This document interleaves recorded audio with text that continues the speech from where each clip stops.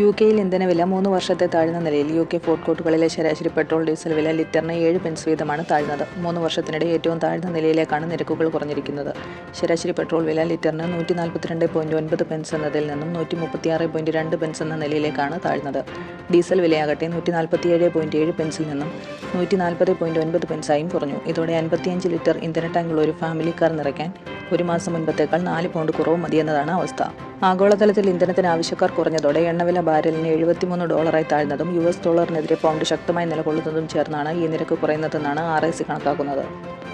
Wholesale വിപണിയിൽ ഈ ഘടകങ്ങൾ മുൻനിർത്തി യുകെ റീറ്റെയിലർമാർക്ക് മികച്ച മൂല്യം കണ്ടെത്താൻ സാധിക്കുന്നത് യുകെയിലെ വാഹന ഉടമകൾക്ക് ആശ്വാസമാണ്. NHS ജീവനക്കാരുടെ നടുവൊടിക്കുന്ന വിന്റർ പ്രതിസന്ധി കുറയ്ക്കാൻ ട്രിപ്പിൾ വാക്സിനേഷൻ തുടങ്ങുന്നു. ഫ്ലൂ, COVID-19, RSV വാക്സിനുകൾക്ക് ബുക്കിംഗ് തുടങ്ങും. ഒരു ട്രിപ്പിൾ മഹാമാരി സീസണിന് തുടക്കം കുറിക്കാതിരിക്കാൻ ജനങ്ങൾ ഇപ്പോൾ വാക്സിനേഷൻ സ്വീകരിച്ചു തുടങ്ങണമെന്ന് NHS മേധാവികളുടെ മുന്നറിയിപ്പ്. ലക്ഷക്കണക്കിന് ജനങ്ങൾക്ക് വാക്സിനേഷൻ സ്വീകരിക്കാനുള്ള ഒരുക്കങ്ങളാണ് അധികൃതർ നടത്തിയിരിക്കുന്നത്. തിങ്കളാഴ്ച മുതൽ ഫ്ലൂ, COVID-19, RSV എന്നിവയ്ക്കുള്ള വിന്റർ വാക്സിനേഷനുകൾക്കുള്ള ബുക്കിംഗ് ചെയ്തു തുടങ്ങാം. 3 വൈറസുകൾ കൂടി ചേർന്ന് ട്രിപ്പിൾ മഹാമാരി സൃഷ്ടിക്കുമെന്നാണ് പബ്ലിക് ഹെൽത്ത് മേധാവികളുടെ മുന്നറിയിപ്പ്. വെല്ലുവിളി നിറഞ്ഞ മറ്റൊരു വിന്റർ വരുമ്പോൾ വാക്സിനേഷൻ തയ്യാറെടുപ്പുകളുടെ സുപ്രധാന ഭാഗമാണെന്ന് NHS വാക്സിൻ മേധാവി മിഷേൽ കെയ്ൻ പറഞ്ഞു.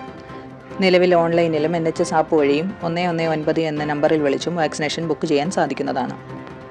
സമ്പൂർണ്ണമായും ഇലക്ട്രിക് കാറുകളിലേക്ക് മാറുക എന്ന ഹരിത നയത്തിന് തിരിച്ചടിയായി ഇത്തരം കാറുകളുടെ വിൽപ്പന കുറഞ്ഞു വരുന്നതായി പുതിയ കണക്കുകൾ പുറത്തുവന്നു.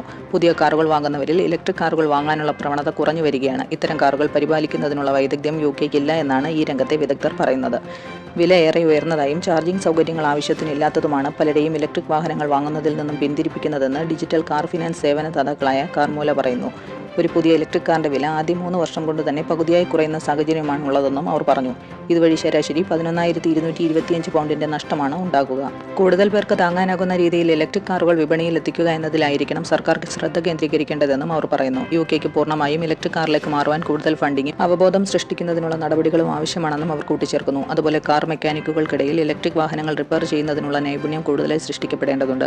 ഈ മേഖലയിൽ നൈപുണ്യമുള്ളവർ യുകെയിൽ തീരെ കുറവാണെന്നും അവർ ചൂണ്ടിക്കാണിക്കുന്നു. ഈ വെല്ലുവിളികൾ ശരിയായ രീതിയിൽ കൈകാര്യം ചെയ്യാത്തത് ആളുകൾക്ക് ഇലക്ട്രിക് കാറുകൾ വാങ്ങാനുള്ള ആത്മവിശ്വാസം ഇല്ലാതാക്കുമെന്നും അവർ പറയുന്നു. ഇലക്ട്രിക് കാറുകൾക്ക് അതിവേഗം മൂല്യശോഷണം സംഭവിക്കുന്നതും ഈ മേഖല അഭിമുഖീകരിക്കുന്ന ഒരു പ്രധാന വെല്ലുവിളിയാണ്. ഒരു വർഷം ശരാശരി 21% ഇലക്ട്രിക് വാഹനങ്ങളുടെ വിലയിൽ ഉണ്ടാകുന്ന കുറവ്. ഇത് മറ്റൊരു ഇന്ധനം ഉപയോഗിക്കുന്ന കാറുകൾക്കുള്ളതിനേക്കാൾ വളരെ കൂടുതലാണ്.